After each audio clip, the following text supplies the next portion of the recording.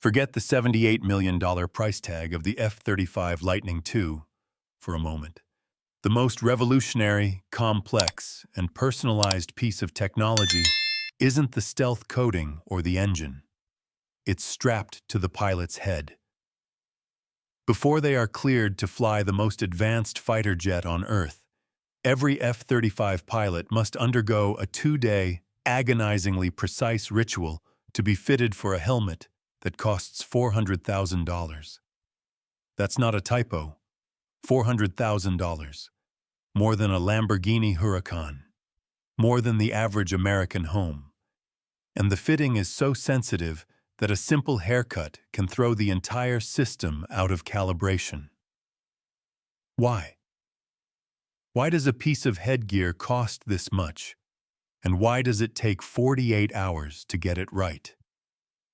The answer isn't about comfort or style. It's about a fundamental shift in warfare. This helmet isn't just a helmet. It is a wearable supercomputer, a targeting system, a life support platform, and the very key that unlocks the jet's lethality. Without this $400,000 marvel, the $78 million fighter is just expensive, deaf, and blind metal. To understand this investment, we have to deconstruct the technology and the unforgiving process of fitting it, piece by piece. The anatomy of a $400,000 price tag. When you hear helmet, you think of protection. That's the last thing this piece of equipment is about. The Gen 3 Helmet-Mounted Display System, HMDS, built by the Collins Elbit Vision Systems joint venture, is a command center. The price tag becomes logical when you stop comparing it to a helmet and start comparing it to a dedicated aerospace guidance system. The shell, a platform for perfection. First, the shell itself. This isn't just molded plastic. It's a precisely layered composite of Kevlar and carbon fiber cloth. The visible checkerboard pattern isn't for looks. It's the carbon fiber interlaced at perfect 90-degree angles. This structure makes the shell 50 times stronger than carbon steel while weighing only 4.8 pounds. But the strength isn't just for impact. The primary reason for this insane rigidity is to create a perfectly stable platform. Every sensor, display projector, and optical tracker inside must remain in exact alignment, even as the pilot is pulling 9 Gs, 9 times the force of gravity. If the helmet shell itself were to flex or warp even a single millimeter under that strain, the entire display system would fail. The 4.8-pound weight is a critical compromise, light enough to prevent catastrophic neck injury during long missions or ejection, but strong enough to be the bedrock for the technology it houses. The visor, the end of the HUD. In every fighter jet before the F-35, from the F-16 to the F-22, the pilot relied on a heads-up display, HUD. This was a piece of glass on the dashboard where critical flight data, airspeed, altitude, heading, was projected. To see this data, the pilot had to look forward. The F-35 has no HUD. Why? Because the entire visor on the Gen 3 helmet is the HUD. This is a binocular display, projecting 2 perfectly synchronized images, one for each eye. All the data a pilot needs, speed, altitude, climb rate, weapon status, threat warnings, is projected directly onto their field of view. It doesn't matter where they look. If they look left, the data is there. If they look up, the data follows. This untethers the pilot's gaze from the aircraft's nose.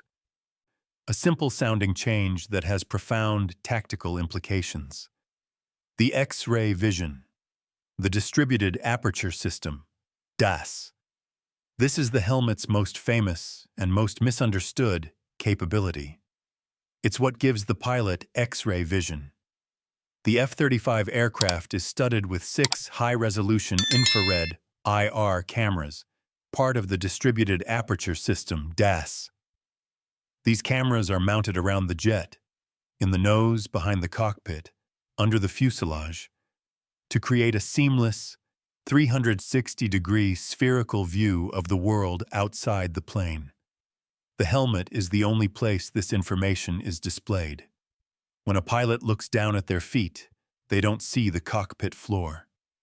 The helmet's processors take the video feed from the camera mounted underneath the F-35 and project it, in real time with near-zero latency, onto the pilot's visor. The effect is that the pilot is looking through the aircraft. Think about the tactical advantage. In any other jet, an enemy aircraft in the notch or directly below is invisible. The pilot is blind. The F-35 pilot, by contrast, has no blind spots. They can see threats approaching from below, track ground targets as they fly over them, and maintain total battlefield awareness. Integrated night vision, owning the dark. For decades, pilots have used night vision goggles, NVGs. These were bulky, heavy devices strapped to the front of a helmet. They gave pilots a narrow, green-tinted, soda straw view of the world and were notorious for causing neck strain. The F-35 helmet eliminates this. The DAS cameras are infrared, meaning they already see in the dark. The helmet simply projects this crystal-clear, digital night vision directly onto the entire visor. Pilots can fly in pitch-black conditions as if it were broad daylight, with a full field of view, without a single extra piece of equipment bolted to their head. The look-and-shoot revolution. Perhaps most critically, the helmet is a weapon. Inside, tiny sensors track the precise angle of the pilot's head and the position of their eyes. This data is fed to the aircraft's fire control computer. In an F-16 to shoot an enemy, a pilot generally has to maneuver their multi-ton aircraft to point its nose at the target to get a lock. In an F-35, the pilot simply has to look at the target. The helmet registers their gaze, and the aircraft's computer instantly locks the weapon system onto that exact point. The pilot can be flying in one direction while looking 90 degrees to their left, designate a target with their eyes, and fire a high-off boresight missile.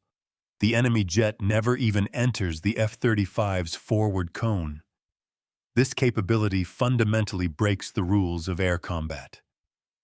The dogfight, as generations of pilots knew it, is over.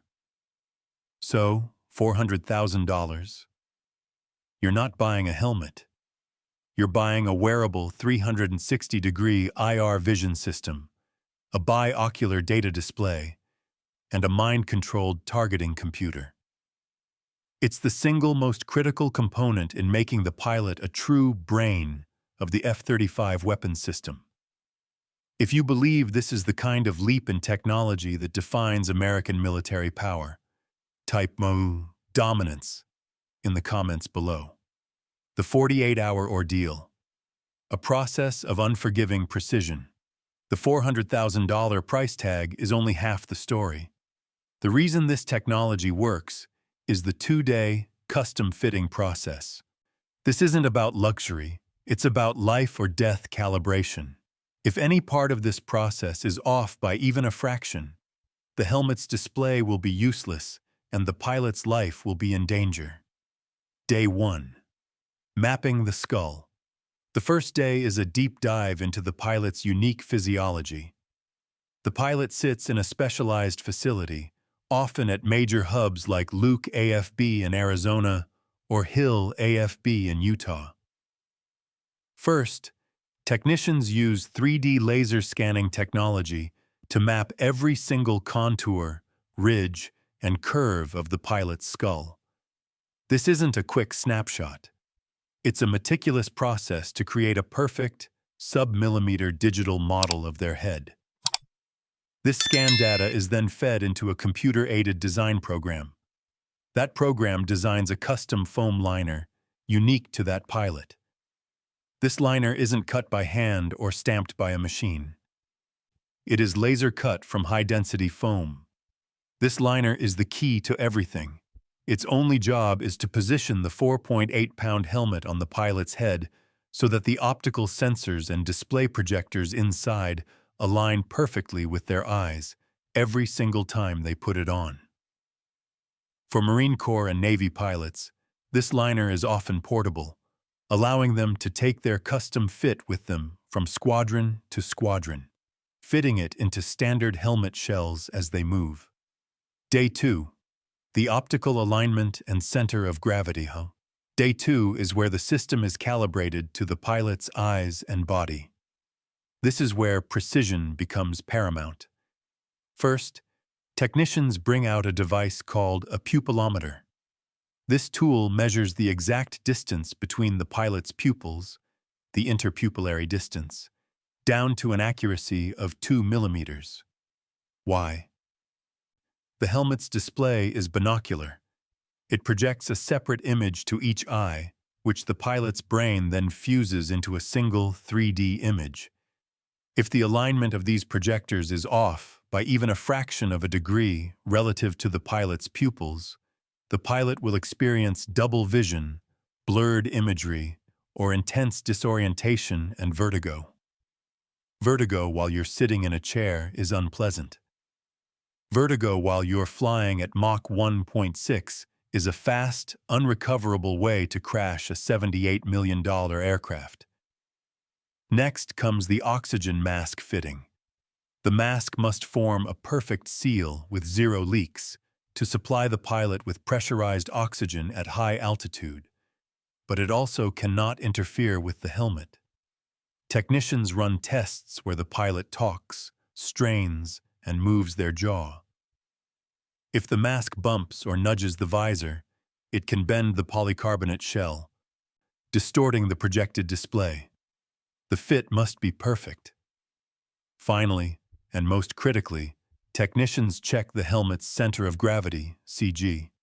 This might sound minor, but it is the single most important safety check. When a pilot ejects from an F-35, the rocket-powered seat accelerates them out of the cockpit with a force between 12 and 20 Gs. This is a brutal, violent event. If the helmet's 4.8 pounds of weight are not balanced perfectly along the pilot's spine, the ejection force will cause the helmet to whip, lag, or jerk. The resulting whiplash would instantly snap the pilot's neck, killing them.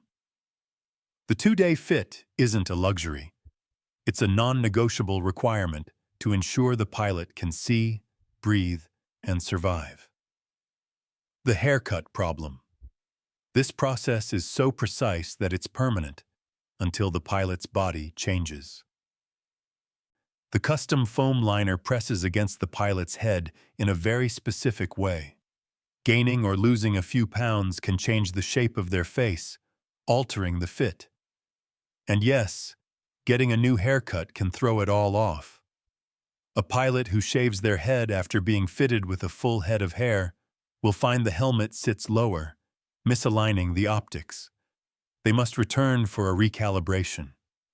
This is why every helmet gets a full inspection every 105 days and a complete fit check every 120 days. It is a living piece of equipment, biomechanically tied to its operator, the impact. A revolution in the sky. So what does this $400,000 2-day fit system do in the real world? It creates a pilot with superhuman awareness. It changes the entire paradigm of air combat, moving the pilot from a simple operator to a true battlefield manager. The death of the blind spot. In older fighters, a pilot's awareness was a cone pointing forward, supplemented by radar screens they had to look down at. The F-35 pilot, thanks to the DAS and the helmet, exists inside a sphere of awareness. They don't have to check a radar screen. Threat information is simply overlaid on their vision. They don't have to crane their neck to check 6. They can simply look through the floor or behind them. An F-35 pilot cannot be surprised. They see threats before those threats are even aware of the F-35's presence. In air-to-air combat, The person who sees first wins. The helmet ensures the F-35 pilot always sees first. The quarterback of the skies. The F-35 is not just a fighter. It's a sensor shooter and an information hub. It vacuums up data from its advanced radar, its electronic warfare suite, and the DS. Critically, it also shares data via data link with other friendly assets, other jets, AWACS planes, naval destroyers, and even ground troops. The pilot has to process all of this. In an older jet, this would be an overwhelming flood of information on multiple different screens. The helmet's processor synthesizes all of it. It takes this ocean of raw data and presents it to the pilot in one simple, intuitive format. An enemy aircraft isn't a blip, it's a red triangle. A friendly is a green circle. An unknown ground radar is a yellow cone. This radically reduces the pilot's mental workload. They are no longer spending 90% of their brain power just flying the plane and interpreting sensor data. They are freed up to make high-level tactical decisions, acting as the quarterback of the battlefield, directing other assets, and managing the fight. This capability has been proven. U.S. Marine Corps F-35Bs have operated from British Royal Navy carriers, like the HMS Prince of Wales. These joint operations demonstrate that the technology is robust, reliable, and gives Allied pilots a shared, godlike view of the battlefield that no adversary can match. Pilots who fly it describe the F-35 as the easiest fighter to fly, but the hardest to master. The helmet is the reason why. It makes basic operations simple, but using its full information fusing capabilities requires a new level of training and skill. It's not an expense, it's an investment. The F-35 helmet costs $400,000. It takes 2 full days to fit. At first glance, those numbers sound excessive, wasteful, or like a symptom of a bloated defense budget. But as we've seen, that's a failure of imagination. You're not looking at a $400,000 helmet. You are looking at the human interface for a $78 million weapon system. You're looking at the component that gives a pilot 360-degree X-ray vision. You're looking at the system that lets them target an enemy with a simple glance. You're looking at the 4.8-pound device that is so perfectly calibrated it can withstand the violence of an ejection without killing its wearer. This helmet is the linchpin. It's the critical link that makes the F-35's network of sensors and weapons lethal. It's life insurance for the multi-million-dollar pilot inside. In modern warfare, the winner is the one who can process information faster and make decisions quicker. This helmet ensures that the American pilot is always faster. It's not an expense. It's the most critical investment we can make to ensure that our men and women not only dominate the skies, but that they come home safe.